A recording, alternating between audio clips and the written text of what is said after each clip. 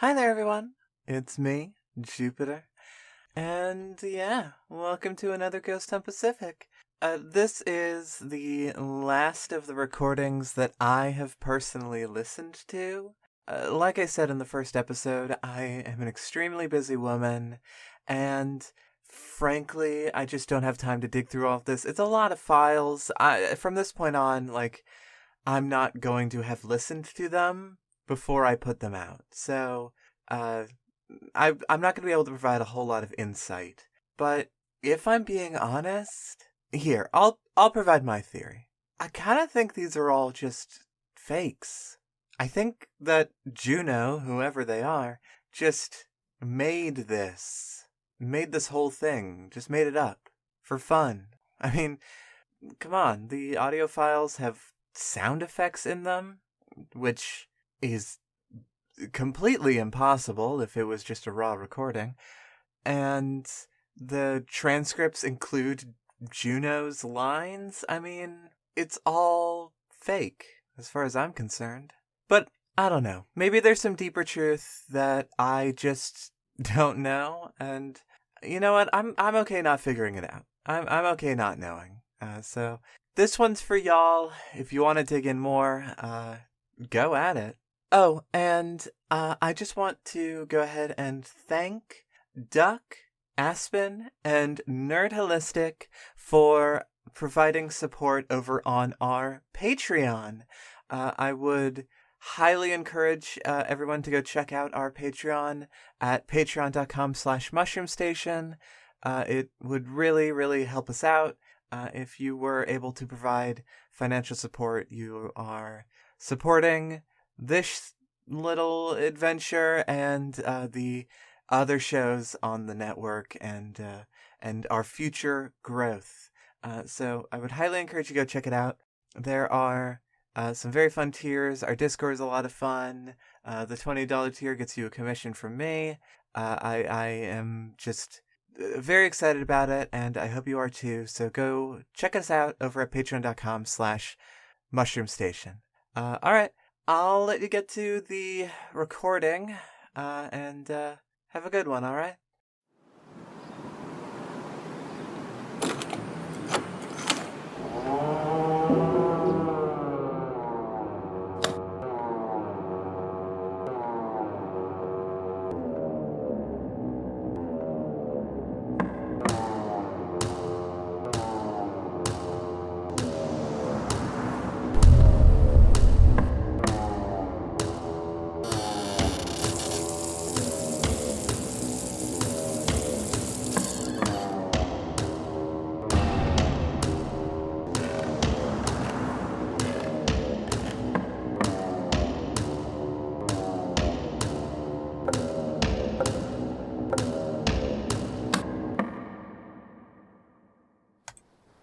Okay, there's just no way around it. I'm being stalked. There's no other solution. I'm I'm being stalked. I'm being stalked. I got another letter. Of course I got another letter. It's been 2 weeks. It's been 2 weeks, but I was expecting this. You know, I've been tracking the mail. I've been tracking the mail trucks as best as I can. I'm not like eye in the sky hacker, but I've been watching every day that I haven't been at work. And I've asked my neighbors, and the mail truck comes around here at 3 p.m. every day. Except on Sundays, I guess. But these letters? No. No. No. They show up at, like, random times. I've only gotten 3 of them. But the first one I got while I was at work. So it must have been sometime in the morning. Could have been at 3 p.m. Don't think so. Second one was already in my mailbox when I woke up. And this one, I checked the mail when I got home from work at like 6 o'clock, and there was nothing. And then I went inside and I just got nervous. I don't know why. I just got nervous and I ran out and I checked the mailbox again, and there it was. There was no truck. Nothing. The only way that somebody could do that. The only way as if they were watching me, if they knew where I was. I'm being stalked. I have to be. And for what? For what? Is it really just to get audiobooks of fan fiction? Is that it? And why me? Why me? I don't do this. It's a horrible thought, but if they were going to do this to anybody who lived here, it would have been Daphne. But no, it wouldn't have been for her. She was never into any of this stuff. She made that very clear. So it's for me. And whoever this is, they clearly know a lot about me. I'm being stalked, and I'm being hacked, and I'm... You know what? I'm going to turn off the Wi-Fi. I'm going to turn off the Wi-Fi. No more Wi-Fi. There. Try and hack me without Wi-Fi, creep. I'm freaked out. Obviously, I'm freaked out. Who wouldn't be? This is weird. This is extreme. I've tried to keep it buttoned up. I've tried to keep it buttoned up until now. But I don't know. I don't know. Is it wrong that I still kind of want to read it? I mean, I'm recording. I'm already recording. I wouldn't be recording if I didn't want to do this. Clearly, my brain wants me to do this. I've started it, and now I just want to finish it. I hate how my brain works sometimes. Alright, whatever. Let's just do it. Oh, Season 1, Episode 2, huh? Okay, we're going sequential now. Alright. Let's go.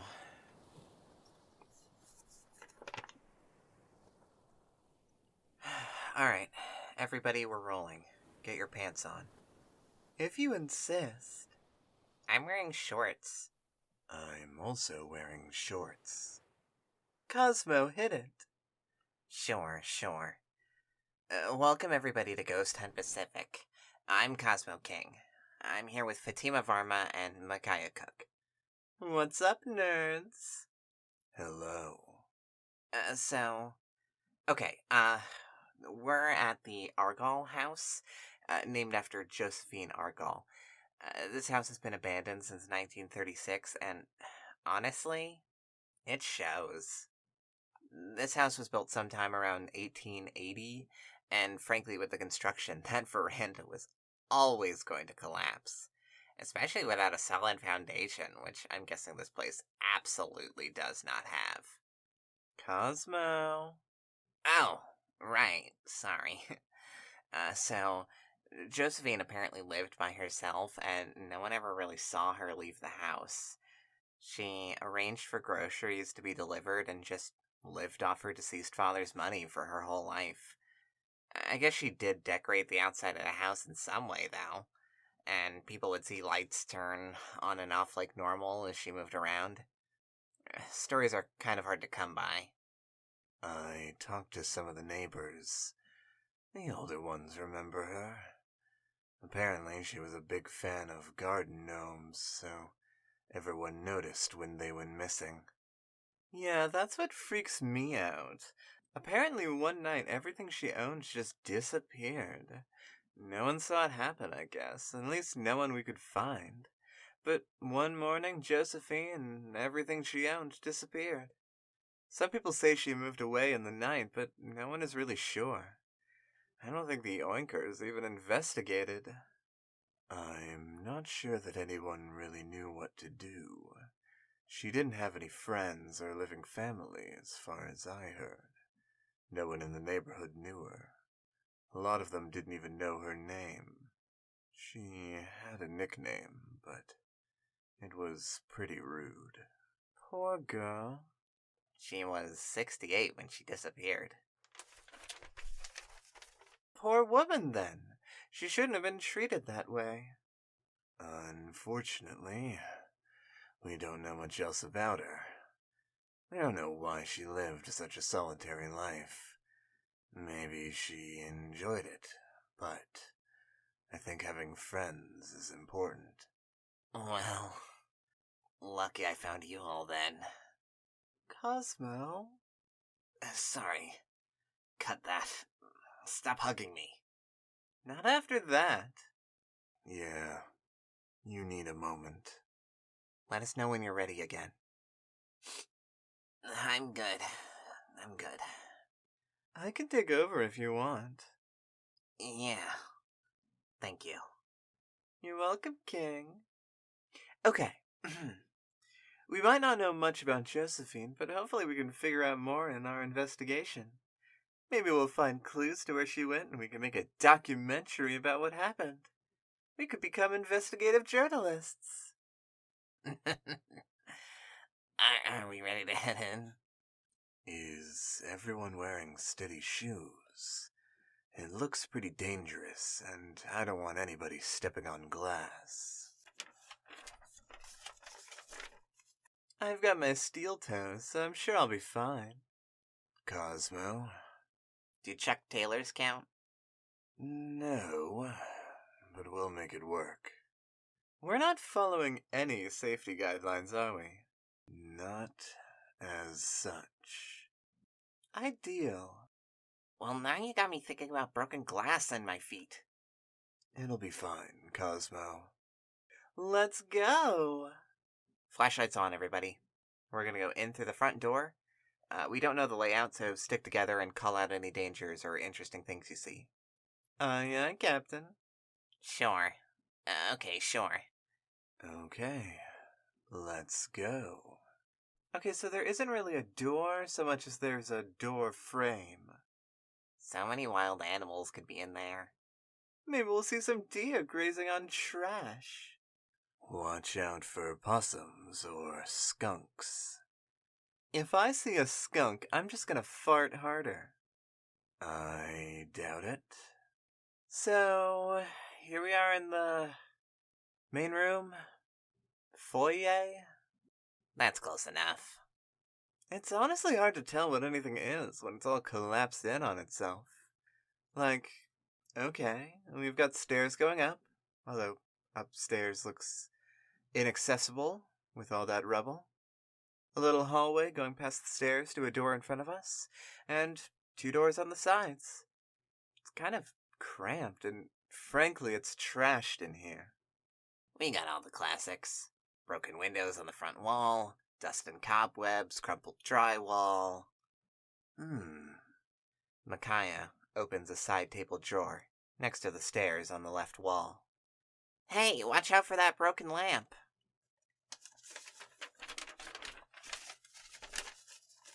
I'll be fine, Cosmo. Thank you. I'm just looking for clues about Josephine. Micaiah opens the other drawer. Aha, a picture. Micaiah examines the picture frame. This seems to be a photo of Miss Argall. Must have been some time close to before she went missing. Looks about in her 60s. Huh. Standing in a field. I wonder who took the picture. Who can say? But this is proof she left the house at some point and knew somebody. She doesn't look happy regardless. Actually, she looks scared. Hey, let's get a move on. I want to get a feel for the layout of this house. Oh, sure. Micaiah places down the picture frame. Cosmo opens the door on the left wall. Huh. Okay. Not what I was expecting. It's just a hallway. But it just hooks around. I don't see any doors. It just turns to the right, and then stops and turns right again. Normally you'd expect a door off to the side somewhere, or a closet, or something. Hell, from the outside, wasn't there a whole left wing? Oh yeah, I think so. Yeah, you're right. That is strange. Ah. Well, let's explore it, I guess. Maybe we'll find an entrance to that left wing somewhere else. Oh, there goes a rat! Ah! Sorry, Cosmo. There are no chairs to stand on. I just think all rats should leave me alone forever. I think that's what it was doing. Whatever. It's fine. Here's the door. Aw, Cosmo telling me to leave? What? No, there's literally a door here. It's so weird. This hallway is just a wide U shape connecting two rooms. Why design a space like this? Well, maybe we'll find the answer by opening the door? Oh, right, sorry. Cosmo opens the door.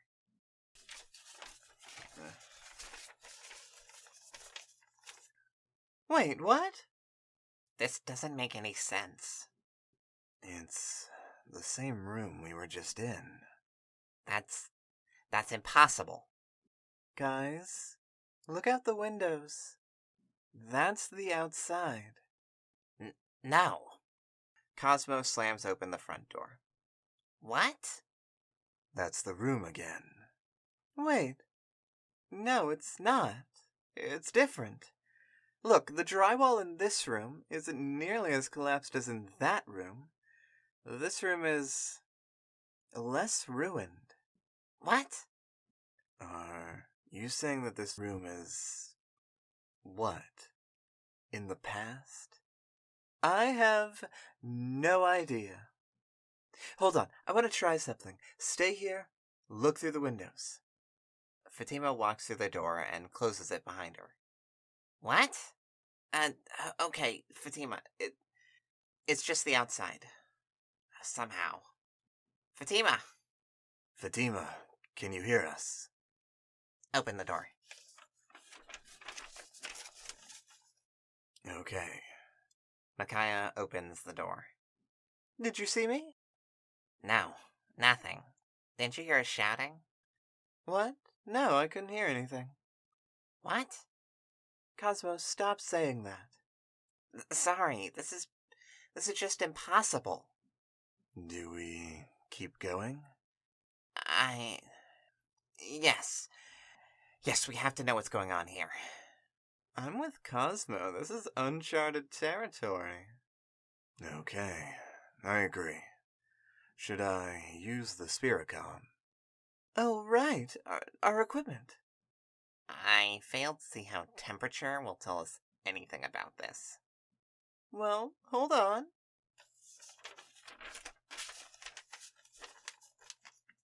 Fatima turns on her EMF reader, reads the gauge, and moves to the duplicate room. Okay, the EMF is reacting just a little bit stronger in the second room than the first. Cosmo turns on the temperature gauge and mimics Fatima's movements. But the temperature is about consistent. Average 41 degrees Fahrenheit. Alright. Let's see if we can speak to Miss Argyle and get some answers. Micaiah turns on the Spiricom, but hears only silence. Huh. Micaiah flips the switch off and then on again. The same result. Did we break it already? It was working when we tested it earlier. The readout is saying it's working, but there isn't any noise. The volume wheel isn't doing anything either. Maybe the ghost is doing that? Must not like the sound. Micaiah switches off the Spiricom. I don't think we're gonna get anything useful out of this. Let's just move on. What door do we want to try? Let's try the right door. I got it.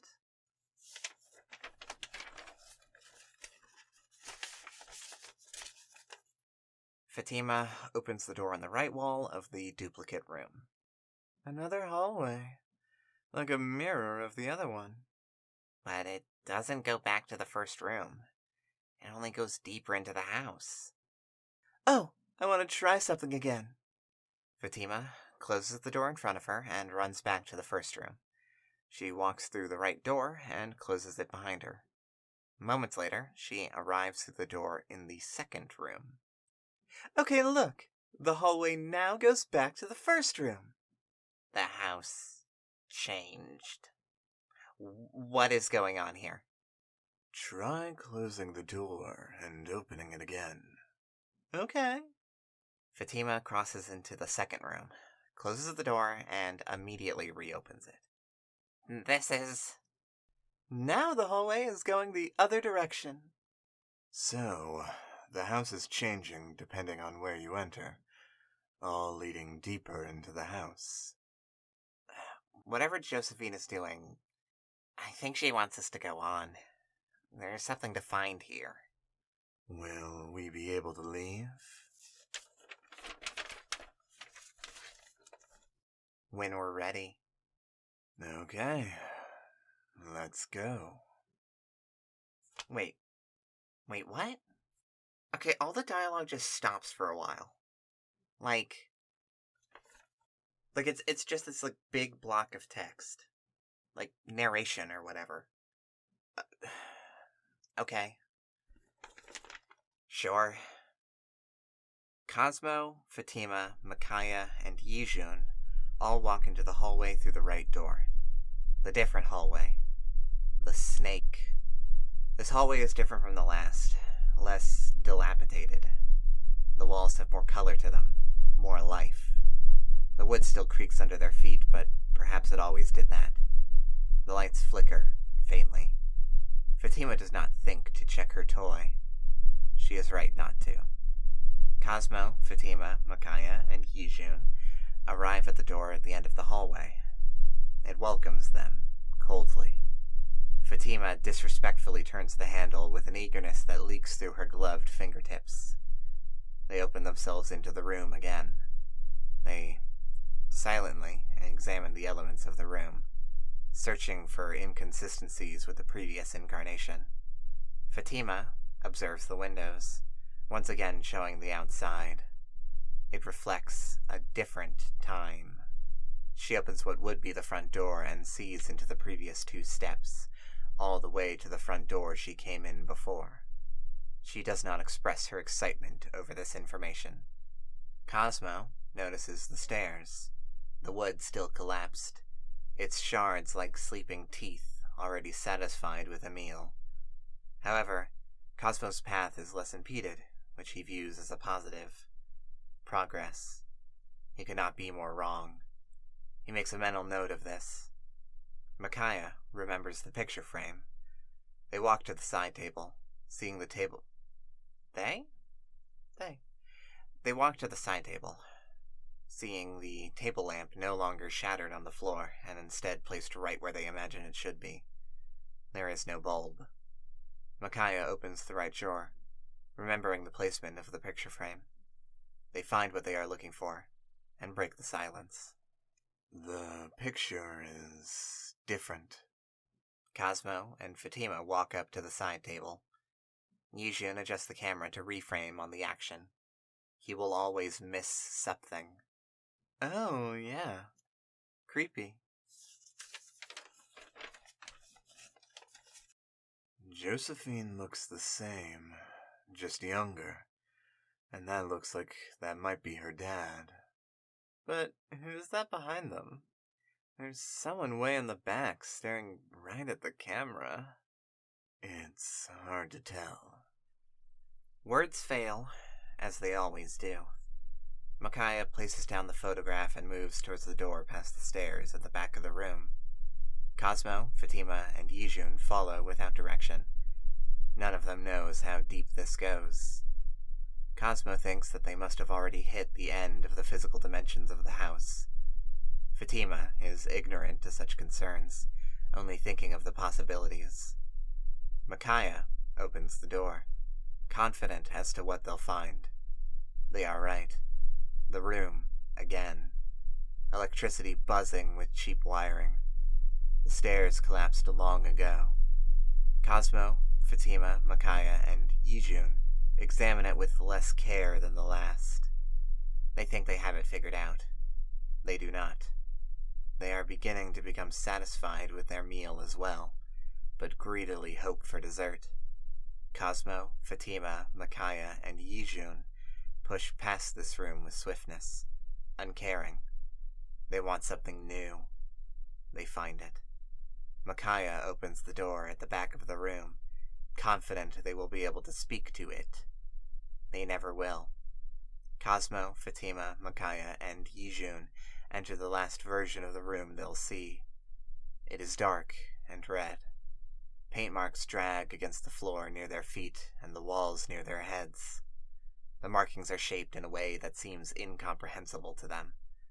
Cosmo notices the stairs immediately. Clear. A passage to a new site. He moves towards it, like a vulture to its prey.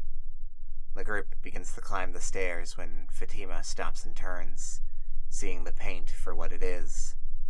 A phrase. A message. A threat. The paint crawls up every surface it touches, only to be seen properly from the perspective of its target. It reads, "I'm going to gut you." Cosmo, Fatima, Micaiah, and Yijun stare at the paint. Cosmo wonders if it's for them. Micaiah knows that it's for Josephine. Fatima concerns herself with the artistry, the precision. Yijun thinks only to keep it in frame for the time that will give it the most dramatic effect. The group turns, in perfect silence, and walks up the stairs. The stairs arrive at a landing in between the two floors, and turns to the right, to ultimately face back towards the entrance. The scene, in what feels more like an attic than a second floor, is slowly revealed more and more with each step. It is neither. The ceiling angles up to a triangle point above. Below that, at the prospectively back wall, there is a bay window that none of the group remember from the outside. The moonlight alone illuminates a bed sitting in the middle of the otherwise empty space. In the bed lies Josephine. She is a 68-year-old woman. She is dressed in wool pajamas. She sits up. She was not sleeping, but could not be described as awake. She stares at Cosmo, who was the first up the stairs, with a look of unrecognizable disbelief. She, with the utmost caution, raises her finger up to her lips. Cosmo returns the gesture. The floor undulates, the wood soundlessly dipping and receding like water. Josephine's eyes widen. She opens her mouth a fraction before dropping through the bed, her form visible underneath the frame as she falls into the wood. Gone. Nothing is heard. Cosmo, Fatima, Micaiah, and Yijun retreat down the stairs in hope of catching one last glimpse of their prize. They do not find it. Cosmo, Fatima, Micaiah, and Yijun run towards the still open door at the feet of the stairs, ignorant to this reality. They are surprised to find themselves ejected from the house as they cross the threshold, their vision changing from the sight of the layers of the house to the outside world. In an instant, Fatima breaks the silence. Okay? What happened in there? I don't know. We saw another ghost, right? I meant, why did we stop talking? Why were we okay with that? I don't know. It didn't feel weird though, right? It felt natural. Nothing in that house is natural. I don't know. I felt like I was able to understand it all perfectly at the time.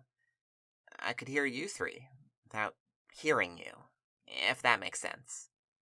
It doesn't? I don't know what you're talking about. I just followed you and Micaiah. Yeah, same. I didn't think anything was wrong until we got out here. I mean, except for the woman getting pulled through the floor. Yeah, what was that? The ghost trying to scare us into leaving? If so, did it really work? Weren't we all trying to find her at the end there? I was concerned. I know she's a ghost, but I just felt like I needed to protect her. Protect her from what? She's the one who did all of that. Well, did she want us there or not? I kind of got mixed signals. Perhaps the way the dead feel emotions is just different from how we experience them. Recursive instead of reactive. Maybe. So their emotions are expressed through the architecture? I suppose. The house also got cleaner as we went through it, same as Mr. Woodcock's home. Perhaps there is something to the idea that ghosts are somehow stuck in the past. Alright, enough theorizing, guys. I'm exhausted. I am excited about all this too, but that was a bit too much for my brain to handle right now. No, yes. Sorry. No, it's fine. Let's just end the episode, okay? Ghost Hunt Pacific signing off. Okay, Ghost Hunt Pacific signing off. Very smooth, cuz. It just cuts off there.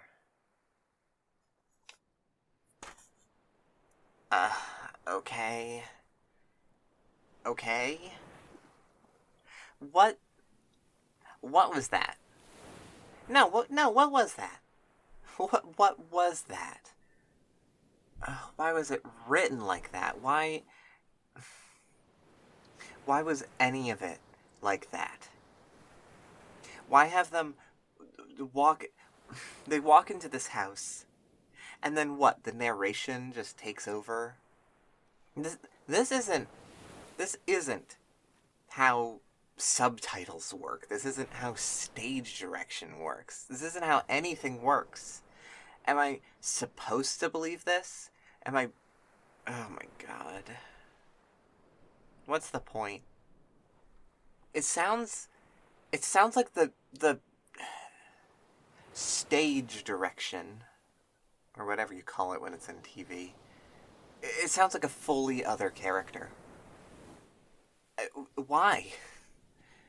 Why? Is that just the writer just having some fun? What's the point of all of this? And why was Josephine given a name in the script? In the last two, it was...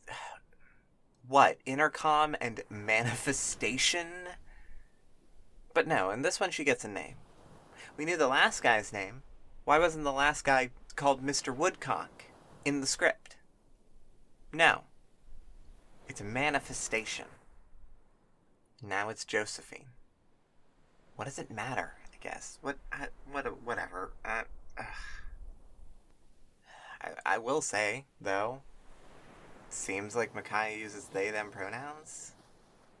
I'm not sure how well known those pronouns were in the 80s, but hey, that's cool. Same as me. Neat. So, okay. Alright. You know what? Let me humor the writer. I'm gonna look up Josephine. I'm gonna look up Josephine Argall. We're gonna see what we get.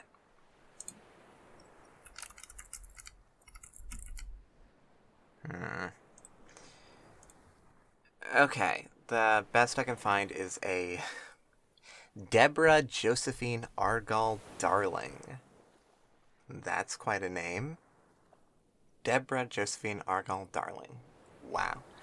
Who died in 1910 in New York. So obviously that has nothing to do with this, unless she went back in time, moved, and changed her name. I don't know. Whatever. Oh, no, okay, wait, hold on. I found a newspaper archive site. It has an obituary in the Corvallis Gazette-Times for one Josephine Argall.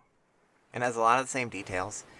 She was reported missing in 1936 and was officially declared dead the following year. No family, no living family, and no will. Apparently had an empty casket buried in the Corvallis Cemetery. Wait, this is set in Corvallis. Wait, okay, hold on. Hold on.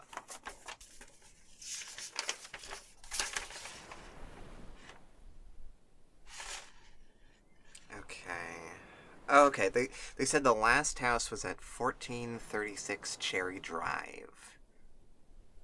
Okay.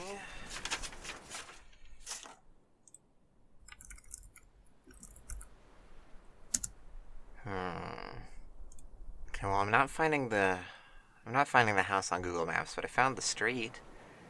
That's real, at least. Okay, apparently the house did exist and was condemned and torn down in 2008. Damn, I bet if Mr. Woodcock was a ghost, he would be pissed about that. Okay, so whoever is writing this must live in Corvallis. They must. I mean, it's a college town, so maybe I'm looking for a college student. None of this feels right. None of this is right. None of this is right. I mean, obviously none of it is right. Oh my god. Why do this? Why you have such intricate detail about the history of Corvallis, and you use it for this? We have all of these real elements just to tell a fake little story. I don't understand.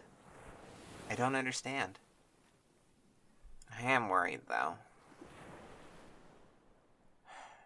I will gut you. Josephine was being stalked. Josephine was being stalked. That's what it reads like to me. Was that message for me?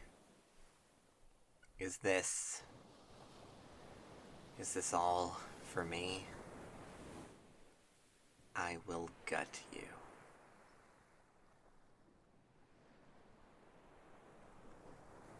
I